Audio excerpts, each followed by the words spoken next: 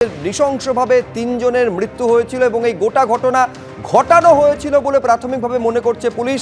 গ্রেফতার করা হয়েছে বোলপুরে রহস্যজনক অগ্নিকাণ্ডের ঘটনায় ওই বাড়ির সেজ বউকে। কি কারণে গ্রেফতারি, এই ৩ জনের মৃত্যুর ঘটনার সঙ্গে সেজ বউ, ওই বাড়ির সেজ বউ কিভাবে জড়িত, পুরোটা জানবো। ভাস্কর মুখোপাধ্যায় আমাদের প্রতিনিধি রয়েছেন সরাসরি। ভাস্কর,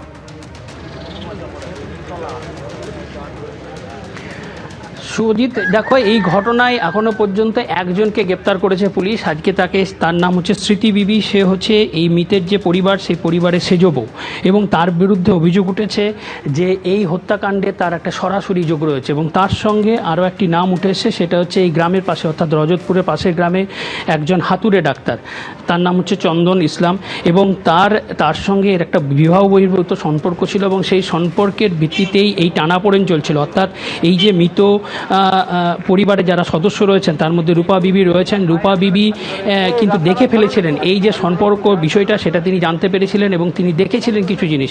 সেইটা নিয়ে তাদের মধ্যে গত 1 সপ্তাহ ধরে ঝামেলা চলছিল এবং পুলিশ যেটা সন্দেহ করছে, এই ঝামেলা চলাকালীন এই রূপা বিবিকে হুমকি দেওয়া হয়েছিল যে তুমি যেন এই কথা কাউকে বলবে না, তুমি যদি বলো তাহলে কিন্তু তার পরিণতি খুব খারাপ হবে। এবং তারপরই এই অগ্নিকাণ্ডের ঘটনা ঘটে এবং তাতে 3 জন মারা যায়। এবং তারপরই পুলিশের সন্দেহ কিন্তু প্রথম থেকেই ছিল। প্রথমেই পুলিশ এই স্মৃতি বিবিকে ধরে সেখানে তারা জানতে চায় এবং সেখানে দেখা যায় স্মৃতি বিবি সেই বিষয়টি স্বীকার করেছে।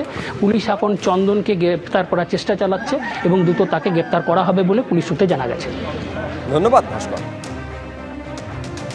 গত কয়েক বছর ধরে ব্যারাকপুর কমিশনারেটের পুলিশ আধিকারিকরা একটা সমস্যার সম্মুখীন হচ্ছে, সেটা হচ্ছে জেল থেকে দুষ্কৃতীরা ব্যবসায়ীদেরকে হুমকি দিচ্ছে।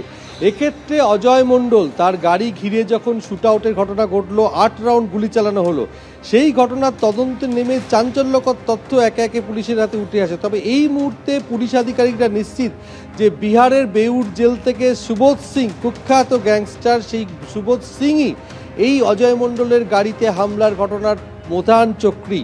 আর এই সুবোধ সিং এই হামলার জন্য ছোট ছোট দলে ভাগ করেছিল। প্রথমে একটি দল ঠিক করা হয়েছিল যারা রেকি করবে পুরো বিষয়টি, অর্থাৎ অজয় মণ্ডলের গতিবিধি কিভাবে তার বাড়ি থেকে, তার ব্যারাকপুরের বাড়ি থেকে তার টিটাগড়ের অফিস, সেখান থেকে বিটি রোডের আগরপাড়ার তেঁতুলতলায় তার শোরুম, এবং সেখান থেকে তিনি অত্যন্ত যেখানে যান তার গতিবিধির উপর নজরদারি চালানো। আর সেই কারণে প্রথমে নেওয়া হয়েছিল যে সাহিল সিংকে।